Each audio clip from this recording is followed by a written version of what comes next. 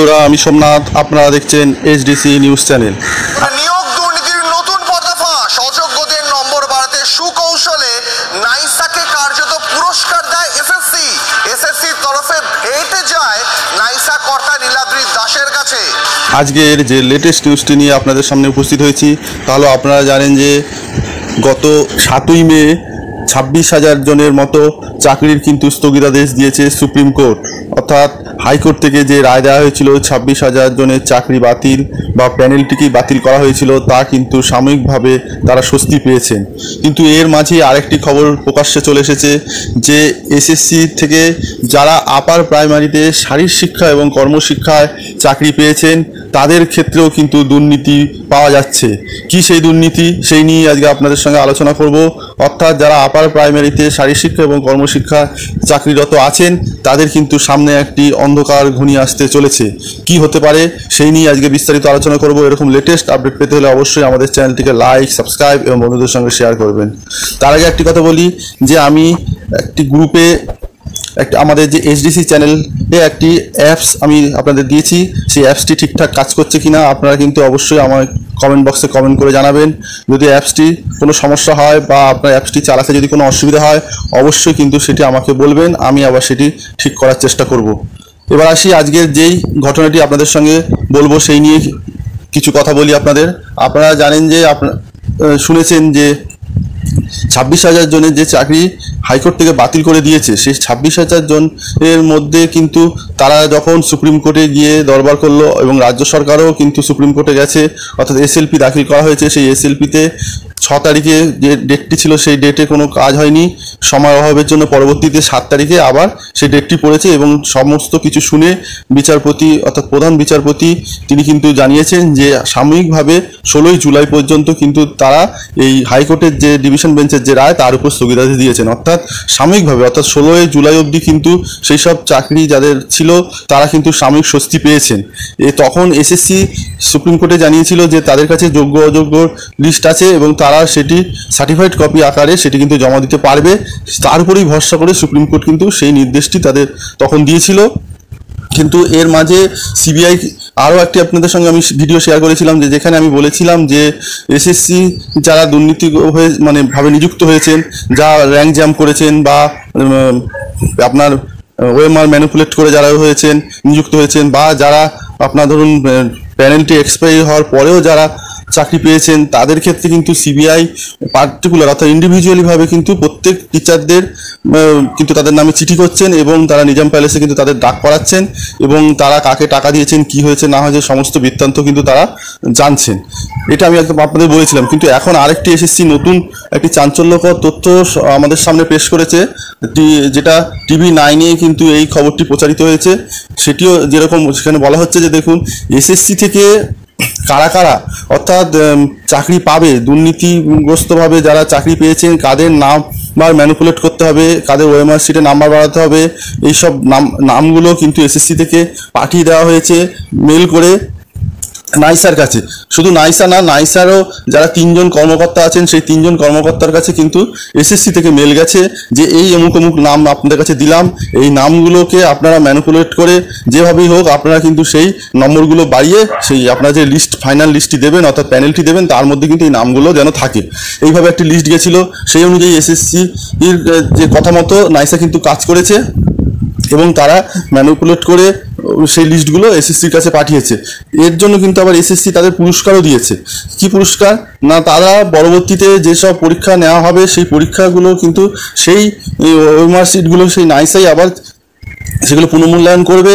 অর্থাৎ তারা আগে থেকেই জানিয়ে দিয়েছে যে আপনারা ওপেন টেন্ডার আর হবে না, আপনাদের ডাইরেক্ট তাদের দিয়ে দেওয়া হবে এবং তারা পরবর্তীতে সেই কাজগুলো করতে পারবে।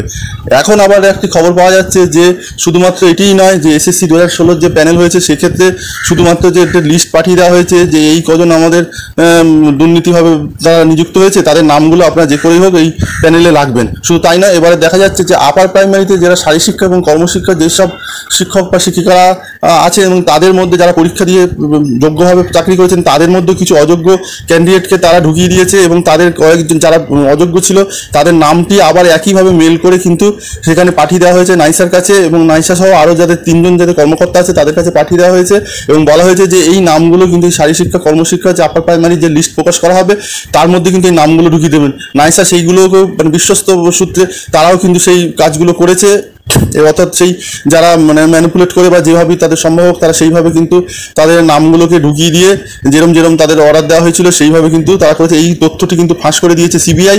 তারা জানিয়েছে যে তারা তদন্ত করে দেখতে পেয়েছে যে মেল থেকে এসএসসি মেল থেকে যেখানে যাকে মেল করা হয়েছে, যাদের কাছে মেল করা হয়েছে সেই মেলগুলোকে তারা আবার চেক করেছে, ইনবক্সে চেক করে দেখেছে যে হ্যাঁ এখান থেকে যে মেলটি ওখানে সেন্ড করা হয়েছে সেই মেলটি কিন্তু ওইখানে পাওয়া গেছে।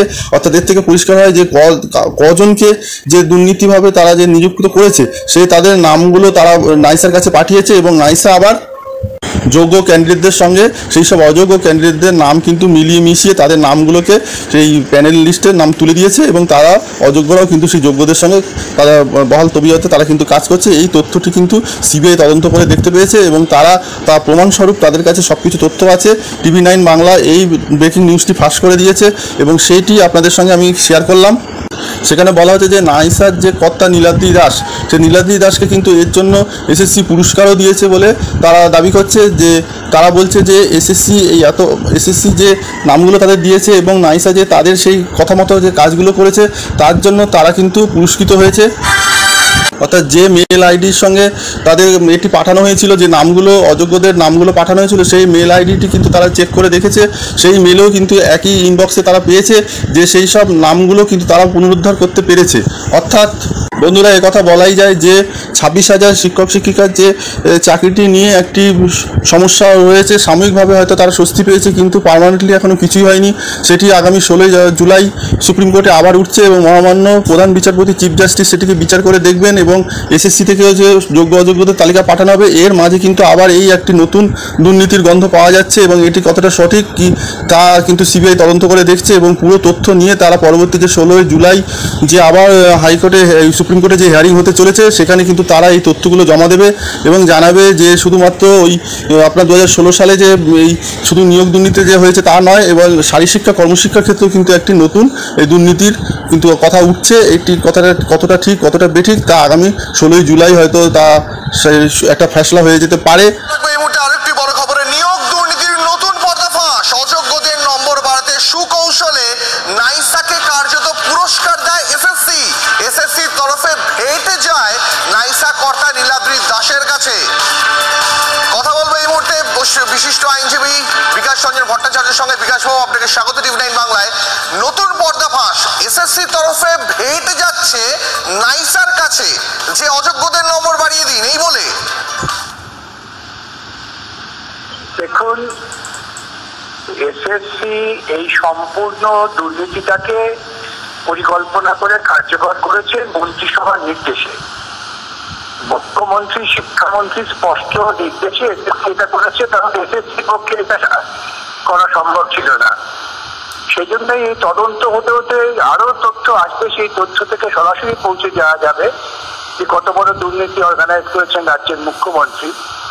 এবং সে কারণেই ওরা সুপ্রিম কোর্টে গিয়ে কাতর আবেদন করেছেন যে আমাদের যেন গ্রেপ্তার না করা হয়।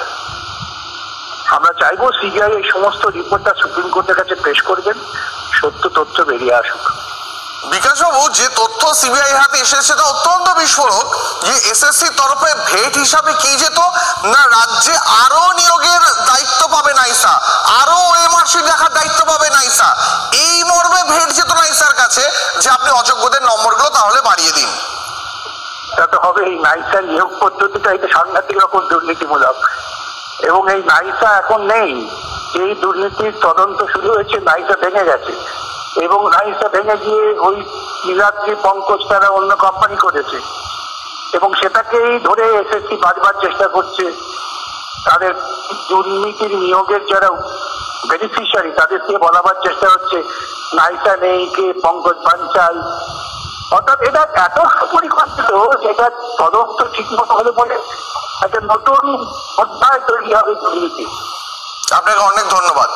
আপনারা কি বলেন? আপনাদের মূল্যবান মতামত অবশ্যই কমেন্ট বক্সে কমেন্ট করে জানাবেন যে নতুন যে অভিযোগটি আবার উঠে আসছে এসএসসির বিরুদ্ধে, এটি কতটা সঠিক।